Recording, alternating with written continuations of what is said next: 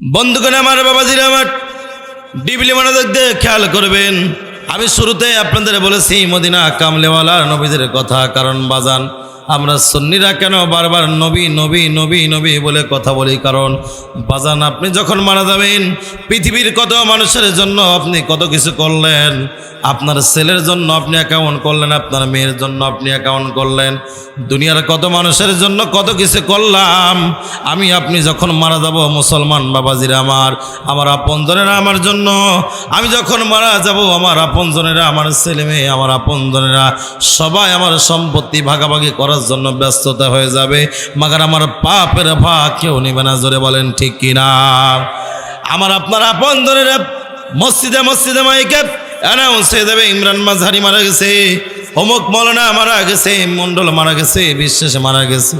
আমাকে আপনাকে দেখার জন্য আমার আপনার বাড়িতে ভিড়ে জমাইবে, কত মানুষ আসবে, আফসোস করবে, হাই হাই হাই হাই করবে। আমার আপনজনেরা কবর জগতে, আমার ছেলে, আমার আপনজন, আমার জামাই, আমার আপনজনেরা আমাকে টানতে টানতে কিছু সময়ের জন্য তারা সুন্দর জাজিম থেকে নামায়া, পালকি থেকে নামায়া, আর যে ছেলের জন্য চাকরি করতে গিয়া সুদের টাকা দিয়ে আপনি আমি অ্যাকাউন্ট বানাইলাম, যেই মেয়ের জন্য 2 নম্বরে কাজকাম করে মেয়ের জন্য কত কিছু বানাইলাম, কত ঘর বাড়ি বানাইলাম, আর আমি আপনি যখন মারা যাব আমার আপনজনেরা আমাকে ওই আপনার সব থেকে কম দামে কাপড় দিয়া আমাকে আপনাকে গোসল করায়া, কাপনের কাপন পরায়া, খাটিয়াকে আমাকে আপনার জন্য বহন বানায়া ওই কবর জগতে আমার আপনজনের আমার রেখে চলে আসবে।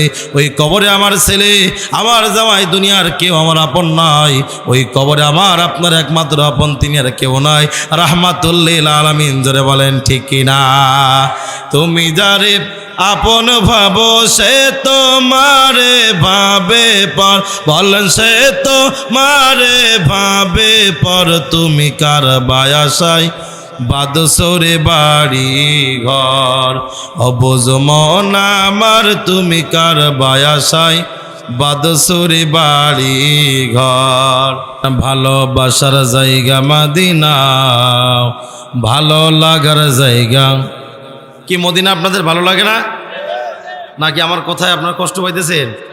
সবাই দিকে খেয়াল করেন, মদিনাকে যারা ভালোবাসেন, মদিনার নবীজিকে যারা ভালোবাসেন, যেই নবীজিকে ভালোবাসলে জাহান্নাম হারাম হয়ে জান্নাতে ওয়াজিব হয়ে যায়, সুবহানাল্লাহ বলবেন না? ভালোবাসার জায়গা মদিনা, ভালো লাগার জায়গা মদিনা, বলেন ভালোবাসার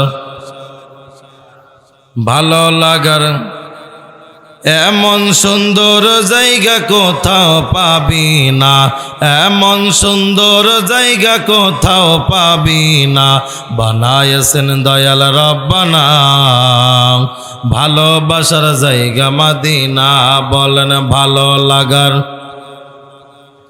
ভালোবাসার, একদিন কবরে যাব কেউ তো যাবে না, একদিন কবরে যাব কেউ তো যাবে না, যাবেন যিনি শাহে মদিনা, ভালো লাগার জায়গা মদিনা।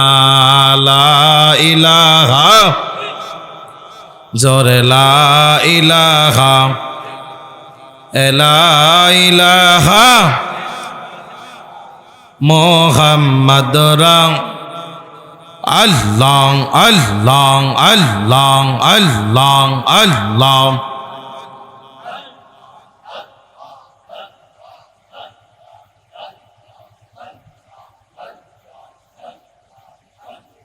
ও পাক সুবহান কে পারে বজিতে তোমার শান, আল্লাহ আল্লাহ।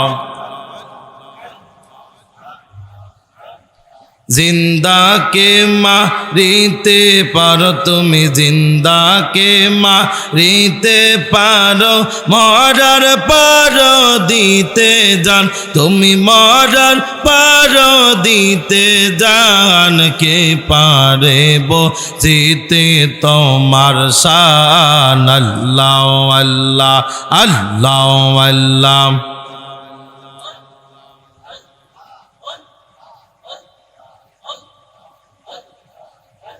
লা ইলাহা ইল্লাল্লাহু মুহাম্মাদুর রাসূলুল্লাহ উপস্থিত আজকের এই পবিত্র বাৎসরিক ওয়াজ মাহফিল থেকে সর্বপ্রথম লক্ষ কোটি শুকরিয়া আদায় করি সেই মহান আল্লাহ তাআলার দরবারে যে আল্লাহ পাক আমাদের মতো বান্দাদেরকে, আমাদের মতো গোলামদেরকে বিভিন্ন জায়গা থেকে যাচাই করে বাছাই করে জান্নাতি পরিবেশে জান্নাতের বাগানে আসার বসার তৌফিক দান করেছেন। আমরা সকলেই সেই মহান আল্লাহ তাআলার দরবারে শুকরিয়া আদায় করে জবান খুলে বলেন আলহামদুলিল্লাহ।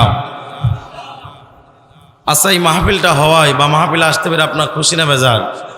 জোরে বলেন। মাহফিলে আসলে কী লাভ হয় আর না আসলে কী লাভ হয়? অনেক ভাইয়েরা চার দোকানে রাস্তাঘাটে বিভিন্ন জায়গায় আছে, আর আপনারা যে বাগানে বসেছেন এটা আপনাদের কী লাভ হবে?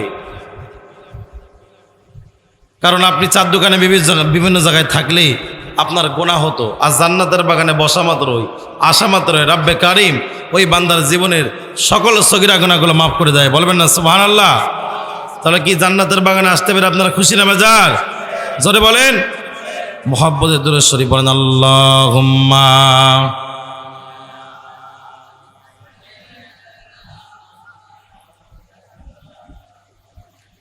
ওয়া আলা আলি সাইয়্যিদিনা মা।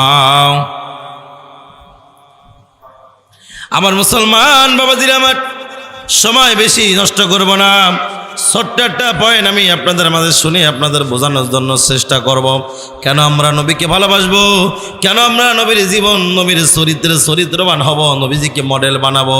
কারণ বাজান রাব্বে কারিম পবিত্র কোরআনুল কারিমের সূরা কলমের ভিতরে আমার আল্লাহ তাআলা 4 নম্বর আয়াতের ভিতরে আল্লাহ পাক নিজে ওয়াজ করতেছেন, ওয়া ইন্নাকা লাআলা খুলুকিন আযীম। আমার হাবিবকে, আমার রাসূলকে আমি তোমাদের মাঝে উত্তম চরিত্রবান বানায়া, মহান চরিত্রবান বানায়া আমি তোমাদের মাঝে আমার হাবিবকে পাঠিয়েছি। একবার জবান খুলে বলা যাবে না আল্লাহু আকবার? আচ্ছা, আমার নবীজির ব্যাপারে, আমার নবীজির চরিত্রের কি কোনো ভুল আছে, কোনো খাতা আছে, কোনো ত্রুটি আছে বলেন? তো অনেকে আমার নবীজিকে নিরক্ষর বলে, অনেকে আমার নবীজির শানে তাফসীর মাহফিলে ওয়াজ করতে গিয়া অনেকে আমার নবীজিকে মাইনাস করে, কোরআনকে হাইলাইট করে আমার নবীজিকে মাইনাস করতে চায়। আমি কুমিল্লাবাসী আপনাদের কাছ থেকে একটা কথা জানতে চাই, প্লিজ আমার দিকে খেয়াল করেন। যদিও আমার চেহারা বেশি ভালো না, তারপরে আলেমদের দিকে তাকাইলে, আলেমদের সাথে মুসাফা করলে, আলেমদেরকে মহাব্বত করলে সগীরা গুনাহগুলো ঝরে যায়। বলবেন না সুবহানাল্লাহ? তবে কুমিল্লার মানুষ, চট্টগ্রামের মানুষ, সিলেটের মানুষ, এনারা হচ্ছে আলেম প্রিয়, আলেমদেরকে ভালোবাসে, হুজুরদেরকে ভালোবাসে। বলবেন না আল্লাহু আকবার? শোনেন, কিয়ামতের ময়দানে সোহবতের কারণে অনেক সময় আল্লাহ রাব্বুল আমিন বান্দাকে মাফ করে দেয়। সুবহানাল্লাহ বলবেন না? সোহবতের কারণে আপনি যদি মসজিদকে ভালোবাসেন, কোরআনকে ভালোবাসেন, ইসলামকে ভালোবাসেন, আলেমদের ভালোবাসেন, রাব্বে কারিমের বিনিময়ে আপনাকে চাইলে মাফ করে দিতে পারে। বলেন না সুবহানাল্লাহ? বন্ধুগণ আমার, যুবক ভাইয়ের আমার, মুরব্বী বাবাজির আমার, আমি আগেই বলেছি সময় বেশি নষ্ট করব না। ছোট্ট একটা কথা আপনাদের বোঝাইব। এই যে নবীদের সম্মান সম্পর্কে আমি আপনাদের বলার জন্য চেষ্টা করেছি। আল্লাহর হাবিবের ব্যাপারে আপনি যদি খারাপ মন্তব্য করেন, আল্লাহর হাবিবের ব্যাপারে যদি আপনার অন্তরের ভিতরে কোনো রকম বেশ কম ধারণা আসে, বাজান আপনার ঈমান নষ্ট হয়ে যাওয়ার সম্ভাবনা থাকবে। কারণ আমি আপনি নামাজ পড়ি, আমি আপনি রোজা রাখি, আমি আপনি যাকাত দিই, এটার নাম আমল। আর আমার নবীজিকে ভালোবাসার নাম হলো ঈমান। আওয়াজ তুলে বলা যাবে না আল্লাহু আকবার? নবীজিকে ভালোবাসার নাম কি বলেন?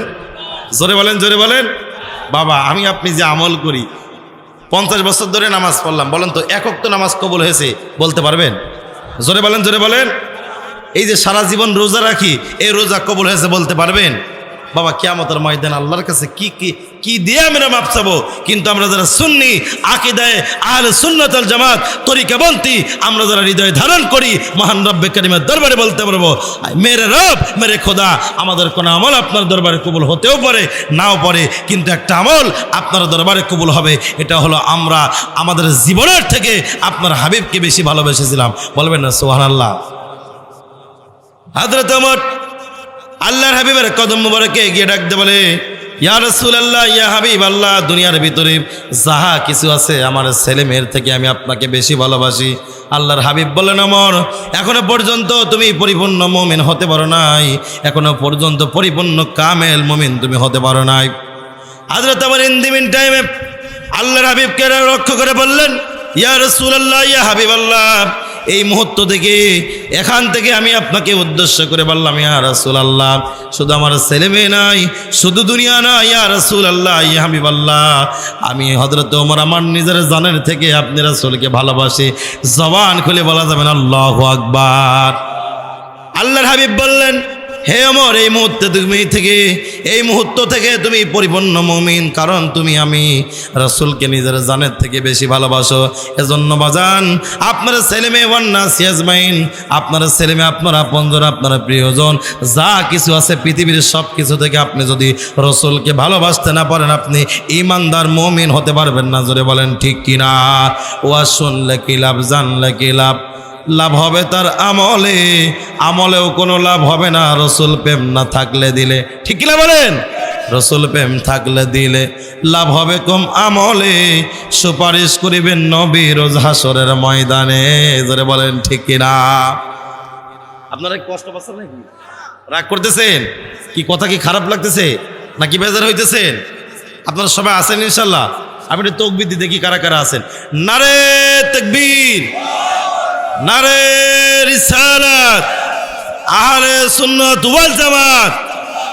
কোরআন হাদিস যেখানে, ওলি আল্লাহ যেখানে, আলেম উলামা যেখানে, নামাজ আছে যেখানে, সুদের টাকা যেখানে, কেউ নাই, একজন নাই। আপনাদের দেশে হয়তো বা নাই, আমরা তো সারা দেশে কথা বলি, অনেক জায়গায় তালে তালে কয় হুজুর আমরা আছি সেখানে, মানে ও ওই জায়গায় আছে, ওর মনটা চলে গেছে তবরকের কাছে। ঠিক কিনা বলেন? তবরক আছে নি বাবা? মাহফিলে তবরক নাই না? আচ্ছা, তো যাও, দেখেন আমরা মসজিদে অনেকে প্রথম কাতারে নামাজ পড়ি, আল্লাহ বলে ইন্নাস সালাতা তানহা আনিল ফাহশাই ওয়াল মুনকার, নিশ্চয় নিশ্চয় নামাজ সকল প্রকার খারাপ কাজ, বেহায়াপনা, অশ্লীলপনা কাজ, নামাজ মানুষকে বিরত রাখে। তো নামাজও পড়ি আমরা, সুদও খাই আমরা, নামাজও পড়ি আমরা, নিজের জমি 5 কাটা, আল কেটে কেটে বানায় 6 কাটা। এরা মুসল্লি কুমিল্লা আছে না নাই? ও মা, আপনাদের এলাকায় আছে নাই? আমি তো মনে করলাম আমার যশোর জিনিস আছে, কুমিল্লা এরা মুসল্লি নাই, যেহেতু এত ওয়াজ মাহফিল হয়। বাংলাদেশের সব থেকে ওয়াজের মার্কাজ, সব থেকে বেশি প্রোগ্রাম হয়, ওয়াজ মাহফিল হয় কুমিল্লার ডিস্ট্রিক্টে। বলবেন না আল্লাহু আকবার? ওরে ভাই, এটা আল্লাহর দয়া। কারণ কত লোক, সবাই তো আল্লাহর দলের, সবাই তো আল্লাহর পক্ষে, কোরআনের পক্ষে বাগান সাজাইতে পারে না। কোটি কোটি টাকা মানুষের থাকতে পারে, লক্ষ লক্ষ টাকা থাকতে পারে, কিন্তু সবাই আল্লাহর বাগান, রসুলের বাগান সাজায় না। জোরে কোন ঠিক? বন্ধুগণ আমার, বাবাজিরা আমার, বলতেছিলাম আল্লাহর হাবিবের সম্মান সম্পর্কে, রসুলের প্রেম সম্পর্কে। কেন আপনি রসুলকে ভালোবাসবেন আমি আগেই বলেছি, প্লিজ আমার দিকে খেয়াল করেন। কারণ বাজান, কেমন করে আপনি ঈমান আনবেন? ঈমান কোন কায়দায় আনতে হবে? রব্বে কারীম পবিত্র কোরআনুল কারীমের ভিতরে ডাক দিয়ে বলে, হে আমার বান্দারা, ঈমান আনবা তোমরা কেমন করে? যেমন ভাবে ঈমান এনেছে আমার নবীদের সাহাবীরা, ওইভাবে তোমরা ঈমান আনো। জোরে বলুন সুবহানাল্লাহ। এখন আসেন, হে কুমিল্লাবাসী, আমার নবীজি সাহাবীরা কেমন ভাবে ঈমান এনেছে, কোন কায়দা ঈমান এনেছে? আজকে আমরা নবীজিকে ভালোবাসতে গেলে অনেকে আমাদেরকে বিদাতি বলে, আমাদের অনেকে ভণ্ড বলে, আমাদের অনেকে মাজার পূজারি বলে। বাজান, রসুলকে ভালোবাসতে, ও মুসলমান যুবক ভাই, ভালোবাসতে কোনো দলিল লাগে না, ভালোবাসার কাছে কোনো আইন চলে না। জোরে বলেন ঠিক কিনা? কেউ ভালোবাসতে কি দলিল লাগে? কথা কয় না, দলিল লাগে? লা মুকাদ্দামাত ইল্লা বিহুব্বি। ভালোবাসার ভিতরে কোনো মামলা মাসালা, ভালোবাসার ভিতরে কোনো দলিল, ভালোবাসার ভিতরে কোনো দোষ নাই। উম্মত ভালোবাসবে তার নবীকে, বান্দা ভালোবাসবে তার আল্লাহকে, এখানে কোনো দলিল লাগে না। জোরে বলেন ঠিক কিনা? এখন আমি আপনাদেরকে বুঝাই, সাহাবীরা কেমন ভাবে নবীজিকে ভালোবেসেছে, আর সাহাবীরা কেমন ভাবে ঈমান এনেছে, আর আমরা কেমন ভাবে আজকে ঈমান আনি। আসলে সাহাবীদের ঈমানের সাথে আমাদের ঈমানের কিন্তু ঘাটতি আছে। আমরা কেমন ঈমান আনি বাজান? মসজিদ করে রেখেছি, মসজিদে আজান দিলে মুসল্লি পাওয়া যায় না। জোরে বলেন ঠিক কিনা? আর ফিলিস্তিনের মুসলমানেরা বাইতুল আকসাকে রক্ষা করার জন্য জীবন পর্যন্ত কুরবানি করতেছে, আর আমরা হাসাহাসি করতেছি, মসজিদে বসে বসে আল্লাহর জিকির করি। আর মুসলমান, ফিলিস্তিনের মুসলমানেরা, আপনারা সোশ্যাল মিডিয়ায় দেখেছেন, বাইতুল আকসাকে রক্ষা করার জন্য গাজার মুসলমানেরা মায়ের কোল থেকে সন্তানকে বিদায় করে দেওয়া হইতেছে বোমা মেরে। সন্তান জীবিত আছে, মাও নাই, বাবাও নাই। আর আপনি যদি মনে করেন মারা যাইতেছে ফিলিস্তিনি, আর আমরা কেন তাদের জন্য ধ্বনি দেব, তাদের জন্য কেন মানববন্ধন করব, তাদের জন্য কেন মিছিল করব? কারণ বাবা এই কথা কোনো মুমিন বলতে পারে না, কারণ আমার নবীজি বলেছেন, আমার নবীজি বলেছেন এক মুসলমান অপর মুসলমানের আয়না, এক মুসলমান অপর মুসলমান এক দেহের মতো। জোরে বলেন সুবহানাল্লাহ। এক মুসলমান অপর মুসলমানের এক দেহের মতো। সবাই কথা বলেন, যার যার জবান আছে, যে কথা বলবেন না মনে করবো বুবা। আপনার যদি ডান হাত কাটে যায় তাহলে কি বাম হাতে ব্যথা লাগবে না? কথা বোঝেন না? আমার কি ভাষা বুঝতেছেন না ভাই? আমার কথা বোঝা যায়? আমার ভাষা কি ক্লিয়ার বোঝা যায়? আগে ভাষা বুঝতে হবে। আমার ভাষা যদি আপনারা না বোঝেন তাহলে কিন্তু কাজ হবি না নেই। কারণ আপনাদের কুমিল্লা একরকম ভাষা, আমাদের যশোর জিনিস একরকম ভাষা, সিলেট একরকম ভাষা, চট্টগ্রাম একরকম ভাষা। কারণ বাজান এই ভাষার ভিতরে একটা মহাব্বত আছে। জোরে বলেন ঠিক কিনা? কি মহাব্বত আছে না? চট্টগ্রামে যেমন আমাদের যশোর জিনিস বলে বড় ভাই বা মিয়া ভাই, আর চট্টগ্রামে বড় ভাইরে বলে বদ্দা। কি বলে? জোরে বলেন কি বলে? আপনারা কি বলেন? বড় ভাই। আর চট্টগ্রামে কি বলে? বদ্দা। কেন আসুন, গম আসুন। আর আমরা বলি কেমন আছেন, ভালো আছেন। সিলেটে আপনি যদি যান সেখানে একরকম ভাষা, কিতা কইতা রে বা, খাইছুন রে বা, মানে সব কথায় বা বা হেতারা যোগ করে দিয়েছে রে বা। এই জন্য রব্বে কারিম সূরা রহমানের ভিতরে বলে, বান্দা তুমি আমি মালিকের কোন কোন নিয়ামত অস্বীকার করবা? যেখানে যাবা আমি রব্বে কারিমের নিয়ামত বলবেন আল্লাহু আকবার। তুমি রহমান, তুমি মেহেরবান, বলেন তুমি রহমান, তুমি মেহেরবান। অন্ধ গাহে না শুধু তোমারই গুণগান। আওয়াজ তুলে বলা যাবে না আল্লাহু আকবার। বন্ধুগণ আমার, বাবাজিরা আমার, বলতেছিলাম নবীদের সাহাবীদের কথা। সাহাবীরা কেমন ভাবে ঈমান এনেছে বাজান রে। ঈমান আনতমে সাহাবীদের মতো সাহাবীরা জীবন পর্যন্ত কুরবানি করেছে, নবীদের কদম মোবারকে জীবন পর্যন্ত দিয়ে দিয়েছে। আল্লাহর হাবিবের সাহাবীরা পিছপা হয় নাই। আল্লাহর হাবিবের আশিক সাহাবী নবীজি আমার কোন একদিন মসজিদে নববী থেকে সাহাবীদেরকে ডাক দিয়ে বলতেছেন, আমার সাহাবীরা তোমরা কে কে কোথায় আছো? রেডি থাকো।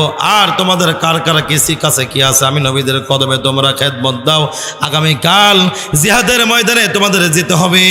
কার কার কাছে কি আছে তোমরা আমি নবীদের কদম মোবারকে দিয়ে দাও। এক একজন সাহাবী নবীদের কদম মোবারকে বিভিন্ন প্রকারের সম্পত্তি, যার যার সামর্থ্য অনুযায়ী এক একজন সাহাবী নবীদের কদম মোবারকে এক এক রকম জিনিস নবীদের কদম মোবারকে দান করতেছে। ইন দি মিন টাইম আল্লাহর হাবিবের একজন আশিক সাহাবী হযরতে তালহা নবীদের কদম মোবারকে ডান পাশে দাঁড়ায় দাঁড়ায় কান্দে, ডাকতে বলে, ইয়া রাসূলুল্লাহ,